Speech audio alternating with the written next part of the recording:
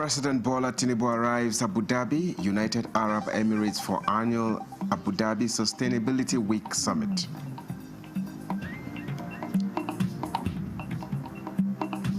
Federal government ramps up animal disease surveillance with launch of new high-tech veterinary laboratory.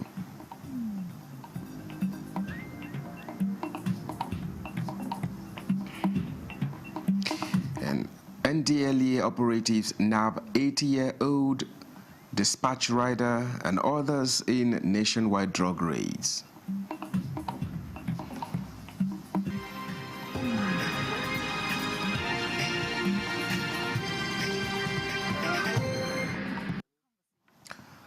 Hello and welcome to the late evening news at 11 on NTA News 24, reaching you live from Abuja.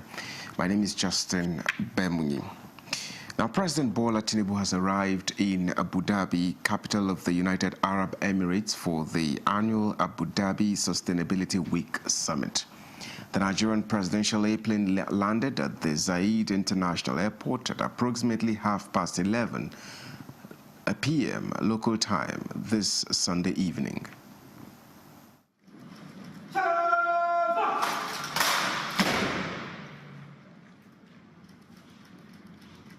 Now, he was received on arrival by the UAE Minister of State, Foreign Affairs, Sheikh Shagbut Nahyan Al Nahyan, on behalf of the government. President of the United Arab Emirates, Sheikh Mohammed bin Zayed Al Nahyan, invited President Tinubu to participate in the 2026 edition of the summit, beginning this Monday. The week-long summit is an annual event that mobilizes leaders from government, business, and society to chart the next era of sustainable development. With the theme, The Nexus of Next, All Systems Go. The summit will connect ambition with action across innovation, finance, and people, showcasing how the world can move forward with confidence. Recall that President Tinubu, who departed Lagos on Sunday, December 28, has been in Europe as part of his end-of-the-year break. Now, the President of the Senate, Godswill Akpabio, has reiterated the commitment of the National Assembly to continually formulate relevant legislations that will ensure the armed forces of Nigeria continue to perform its functions optimally and professionally in line with the military rules of engagement. This was his message to the 2026 interdenominational church service as part of activities for the Armed Forces Celebration and Remembrance Day at the National Christian Center, Abuja. Defense correspondent Olajide Bello reports. The 2026 Armed Forces Celebration and Remembrance Day has been described as unique as it coincides with the successes recorded in the Northeast and other parts of the nation. It is in this light that this interdenominational church service is held in honor of serving officers and those who paid the supreme price.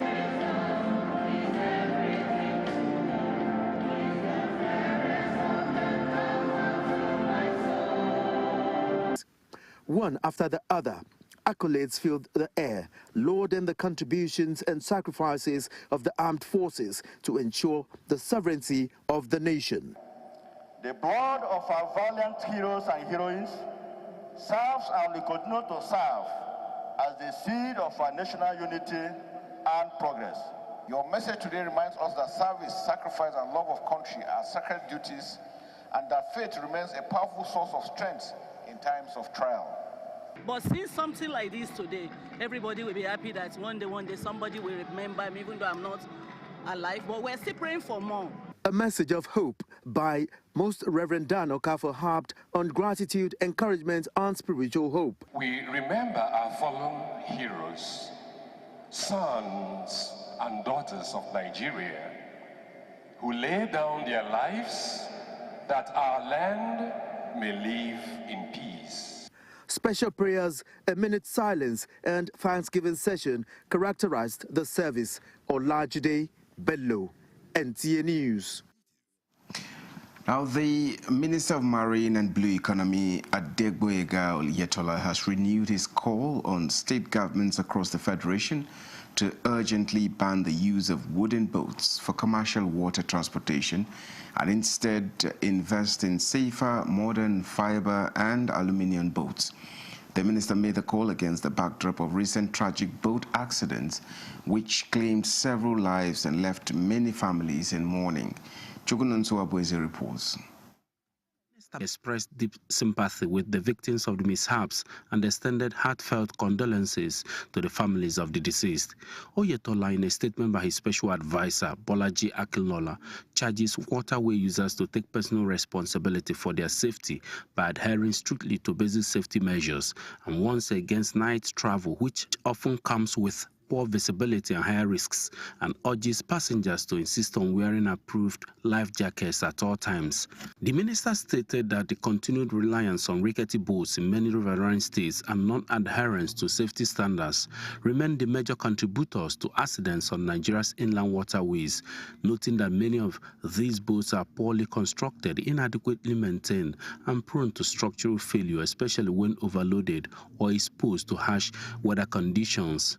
Oyetola added that phasing out wooden boats in favor of fiber-reinforced plastic and aluminum boats will significantly improve safety on waterways. Reaffirming the federal government's commitment to waterways safety, Oyetola disclosed that the Ministry of Marine and Blue Economy has continued to roll out interventions aimed at reducing accidents. He cited the distribution of 35,000 life jackets by the ministry to riverine states in 2025 as part of efforts to enhance safety consciousness and preparedness. He emphasized that ensuring safety on Nigeria's waterways requires collective action and political will at all levels of government.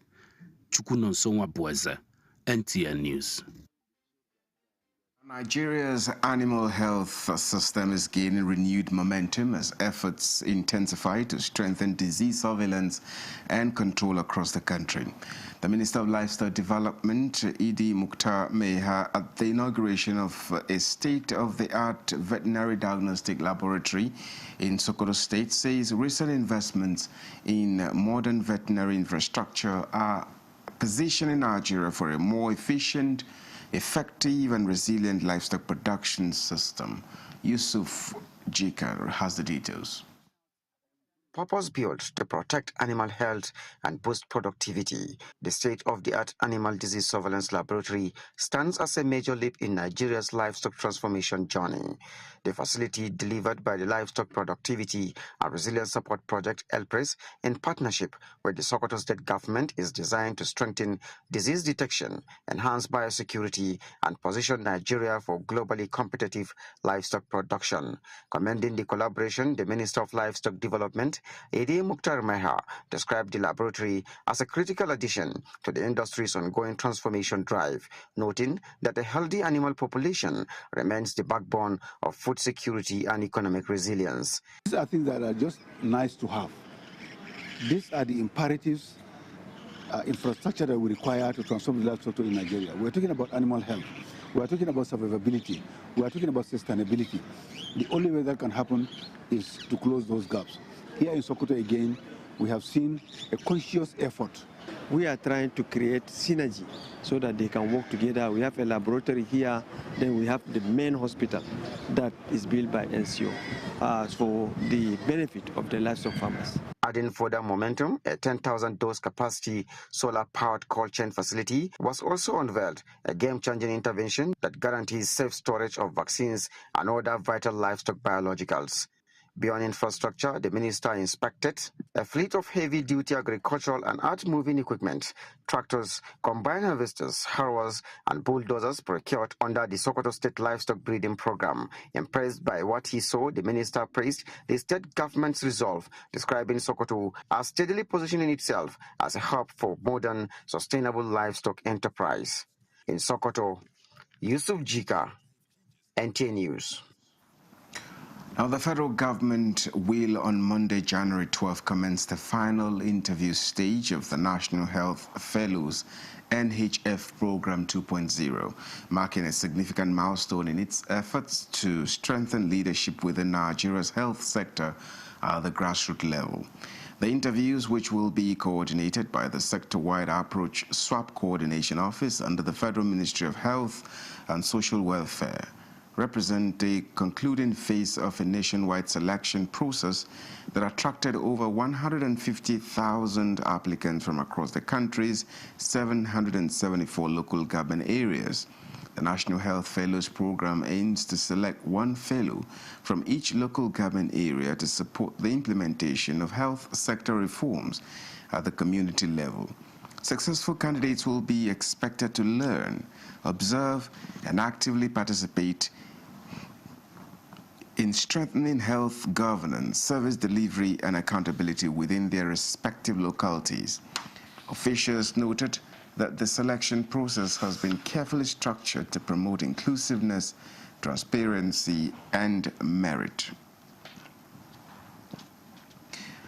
Now, barely 3 years after he was arrested, prosecuted, and sentenced to 2 years imprisonment, an 80-year-old has again been nabbed by operatives of the National Drug Law Enforcement Agency for returning to the criminal trade.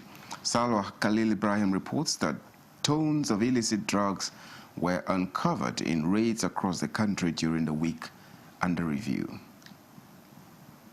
The 80-year-old grandpa is said to be notorious for illicit drug business. He was first arrested in 2022, prosecuted and sentenced to 2 years in jail by a federal high court in Uyo, Akwa Ibom State. Not ready to let go the old habit, he returned to the illicit drug trade, and following credible intelligence, NDLEA operatives on Saturday, 10th January 2025, tracked the octogenarian to his village in Abak local government area of Akwa Ibom State, where he was arrested with 5.7 kilograms of skunk, a strain of cannabis, in his residence.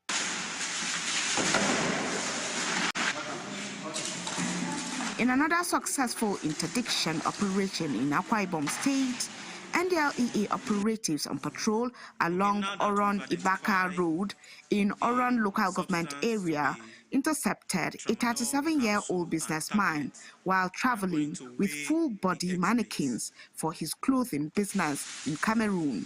A search of the mannequins revealed that they were stuffed with pills of tramadol, weighing 5.3 kilograms. In Oyo State, raids across different locations led to the seizure of dangerous illicit drugs and arrest of notorious dealers, where a total of 10.696 kilograms of Colorado, Scottish Loud, Ghana Loud, Canadian Loud, and skunk, all strains of cannabis. A dispatch rider and 2 other suspects were arrested at Ihama Airport Road, GRA, Benin City, Edo State, in connection with the seizure of 118 grams of Canadian Loud and a wrap of Colorado. Meanwhile, not less than 30,950 capsules of tramadol were recovered from the home of a suspect in Bachuri area of Yola South local government area of Adamawa State, following his arrest at the Lamido Aliyu Mustafa International Airport, Yola. In Abuja, Salwa Khalil Ibrahim, NTA News. Now, the Nigeria Police Force Kogi State Command has alerted the public to look out for anyone with bullet wounds, suspicious behavior, and to report such persons to the nearest police station. This followed the ongoing onslaught against bandits in the state by the joint police and military aimed at flushing them out and dislodging their networks. A statement by the command's public relations officer, CSP William Aya, says the operation is being carried out with vigor, commitment, and professionalism, supported by the Nigerian Police Force Air Wing components through precision airstrikes led to their successes. The command urges the public to support the ongoing operations with credible information about criminal elements seen in their neighborhoods, emphasizing that security is a shared responsibility, and together, security operatives will make Nigeria better.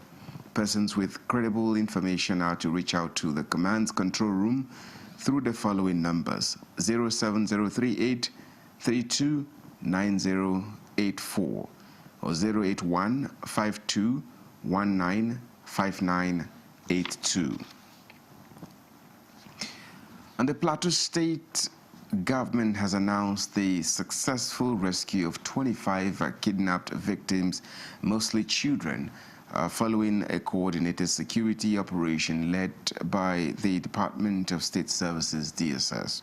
The victims, comprising 6 females and 19 males, were handed over to the Wase local government area and had since reunited with their families nearly 3 weeks after their abduction. The Secretary to the Government, Samuel Jatau, disclosed this while briefing journalists at Rayfield Government House in Jos. Jatau advised the local government to provide psychological support and thanked security agencies for their efforts, while praying for continued support to ensure adequate security in Plateau State and the country as a whole. Are you watching the late evening news on at 11 on NTA News 24? We take a short break now. We'll be back in a moment. To stay with us. Greetings from all of us at Erisco Foods. The festivities are already in the air, and we'd like to especially thank you for your continued patronage of Erisco Foods, the only tomato brand to win the National Productivity Order of Merit Award by the Federal Government of Nigeria. With our proud Nigerian products and services, we have continued to create thousands of jobs for our people and for the growth of our economy. Thank you, our esteemed customers, distributors, and partners. Yes, the taste of Nigeria is the taste of celebration and the taste of goodwill and good cooking. We care for your good health and long life. So cook right and eat healthy to live longer. Always buy Erisco products. Merry Christmas and a Happy New Year. And the National Productivity Order of Merit Award goes to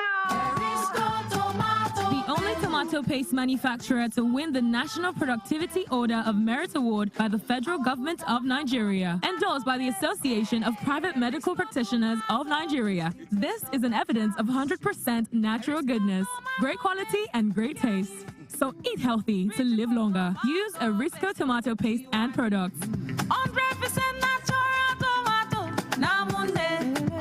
Better food na correct. Buy now and enjoy up to 20% discount. Erisco tomato paste, the taste of Nigeria. Feel the power of precision, engineered to perfection. Every component is crafted with care, and each design is meticulously tested. From concept to creation, our engineers push the boundaries of technology, seamlessly blending performance and sustainability with a deep commitment to African ingenuity. Introducing the CNG Boss, a remarkable achievement in engineering designed to operate on compressed natural gas, a cleaner and more sustainable fuel alternative. At Innocent Vehicles, we proudly lead the way in creating greener mobility across Africa. And it doesn't stop there. From SUVs to sedans, spacious buses to electric cars, Innocent offers a wide range of models designed to meet every need. Innocent Vehicle, the pride of African roads. This is NTA News 24.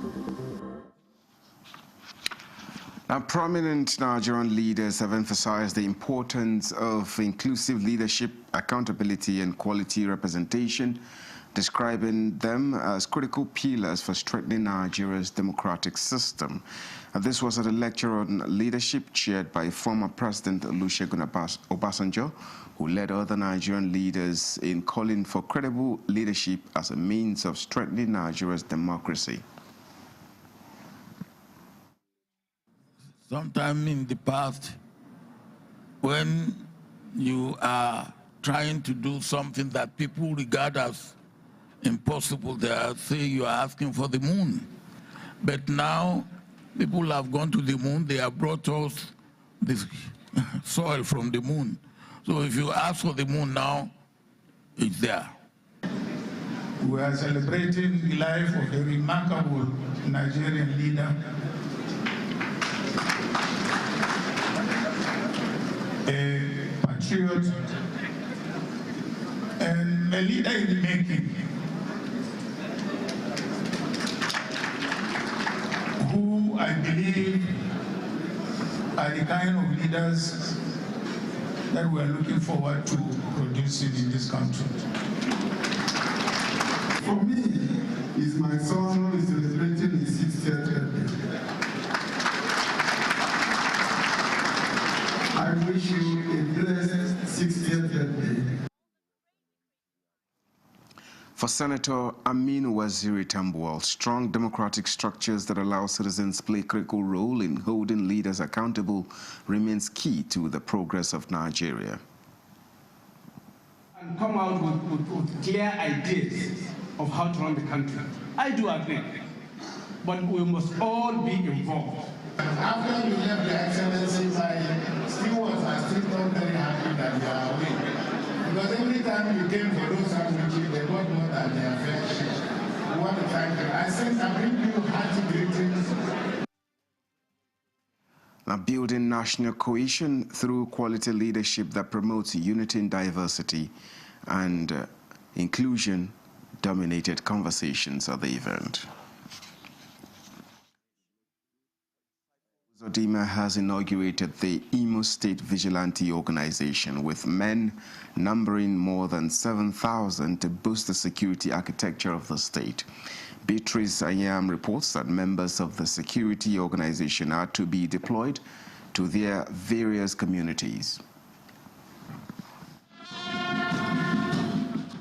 Backed up by the Imo State Security Organization, Amendment Law No. 3 of 2025, the Imo State Vigilante Organization was established with members selected from the 656 communities across the 27 local government areas of the state, who were trained on essential security skills.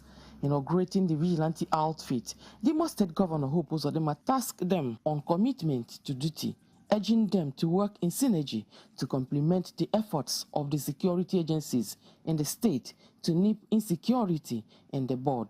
He called on the people to support them for effective discharge of their duties. With this inauguration, we are sending a clear signal to the nation and the world.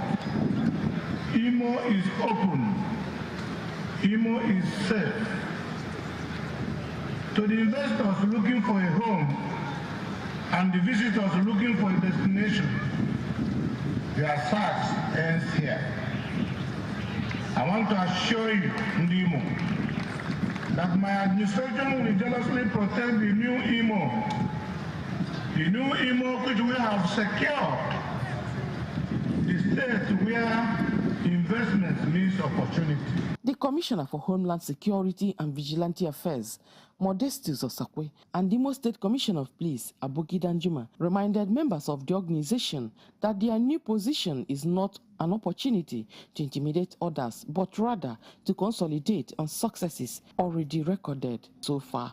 We urge you to discharge your duties with utmost integrity, discipline, professionalism, and respect for human rights and civil liberties. They are going back to their communities to assist the police. They will give us information, assist us in fishing out the criminals in the community. The governor also presented the vigilante organization with operational vehicles. In Owerri, Beatrice Anyam, NTA News. Now, the government and the people of Kogi State are in a state of mourning following the tragic loss of 3 prominent political figures in the state. They are Honorable Onoja James Ignatius, Special Advisor to the Governor of Kogi State and former Chairman of Igalamela Local Government Area. Honorable Jato Onimisi Suleiman, Senior Special Assistant to the Governor, and Alhaji Ali Atabo, APC Chairman of Anyingba Ward in the Kina Local Government Area.